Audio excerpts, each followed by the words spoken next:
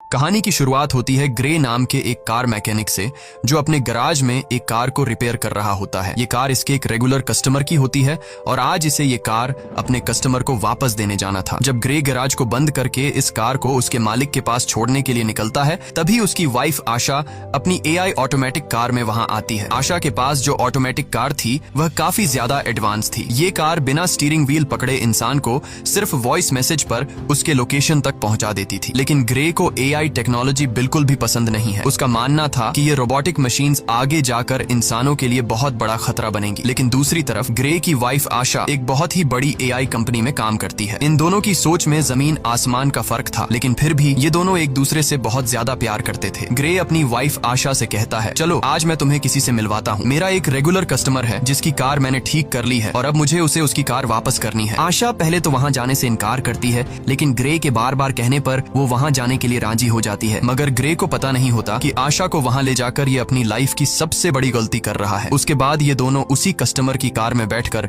उसके घर की तरफ निकल पड़ते हैं और आशा की ऑटोमेटिक कार भी उनके पीछे आ रही होती है, ताकि जब ग्रे अपने कस्टमर को उसकी कार उसके हवाले कर दे तो ये लोग अपनी ऑटोमेटिक कार में घर को वापस आ सके। वहां पहुंचने पर ग्रे अपनी वाइफ को एक आदमी एरन से मिलवाता है। तब ग्रे की वाइफ उसे देखकर काफी हैरान रह जाती है, क्योंकि एरन एक बहुत बड़ी टेक कंपनी का मालिक था। उसकी कंपनी AI ऑटोमेटिक चीजें बनाती थी। यहाँ आशा अपने हस्बैंड ग्रे से कहती है, तुमने मुझे पहले क्यों नहीं बताया कि तुम मुझे एरन से मिलवाने ला रहे हो। असल में एरन ही ग्रे का रेगुलर कस्टमर था। लेकिन यहाँ हम देखते हैं कि एरन का नेचर थोड़ा अजीब सा था। उसे यह भी नहीं पता था कि जब किसी से मिलते हैं तो किस तरीके से मिला जाता है। आशा एरन से कहती है, मैं भी एक AI टेक कंपनी में काम करती हूँ जो जल्द ही तुम्हारी कंपनी के बराबर में आ जाएगी। जिस पर एरन मुस्कुराते हुए कहता है, ऐसा कभी नहीं हो सकता, चलो दिखाता हूँ क्यों। और फिर एरन उन दोनों को अपनी लैब में ले गया। वहाँ एरन ने खुद का बनाया हुआ एक स्पेशल चिप बताया, जो कि एक AI यानी आर्टिफिशियल इंटेलिजेंस चिप थी, और उस चिप को उसने नाम दिया था स्टेम। वो बताता है कि ये चिप कुछ भी कर सकती है, क्योंकि इसमें बहुत सारे पावर्स हैं और इससे तेज दिमाग आज तक किसी ने भी नहीं बनाया। इस इन्वेंशन को देखने के बाद ग्रे और उसकी वाइफ अपनी इलेक्ट्रिक कार से घर वापस जा रहे होते हैं। कार ऑटोमेटिक मोड पर थी। आशा और ग्रे गाड़ी के पिछले सीट में